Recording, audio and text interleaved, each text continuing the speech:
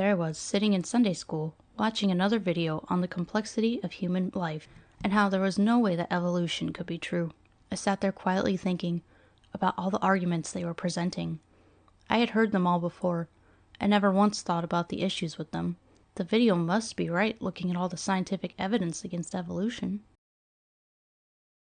Here's the argument that always stuck in my mind. There are no transitional fossils. Once I heard this argument, I thought, jackpot, Christianity must be true, because there's no real evidence for evolution. It's just like faith. They only believe in it because they were taught from a young age that this is true. I honestly believe the adults in my life knew what evolution was, and they knew there was no real evidence for it. Unfortunately, I was wrong. Evangelicals that I attended church with most likely knew nothing about evolution. I'm not saying everyone did. Most of my friends were all young earth creationists, though. They'd never heard of Archaeopteryx or Tiktaalik. Why is that? Why are they not taught these things actually exist?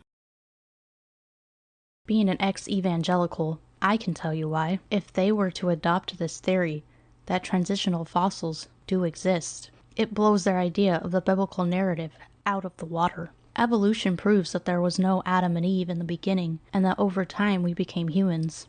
We did not start out fully human, as the Bible says. So what's the big deal? Adam and Eve might be a myth, but that doesn't change the story of the Bible, right? Of course it does. If you're an evangelical Christian, and the narrative is that we sinned in the beginning, and the only way back to God is through Jesus, then you have to believe in the fall. Do you really, though? If you're an evangelical Christian, then the answer is yes. Your doctrine is that we are all sinners because of Adam and Eve. If this story was just another myth by a culture who simply didn't have all the facts about life, then there's no reason for Jesus to come and save humanity. The story is sadly bunk. I'm not saying this is bad. All cultures, no matter where you go, have their own creation myth. It's part of who they are and how they experience life in their own time. Today, though, we live in the 21st century. We're not sheep herders who dwell in tents and have no knowledge of the universe. We have science. We have evidence from where we came from. We have pieces of the past that we can actually look at, touch, smell, test to see what actually happened.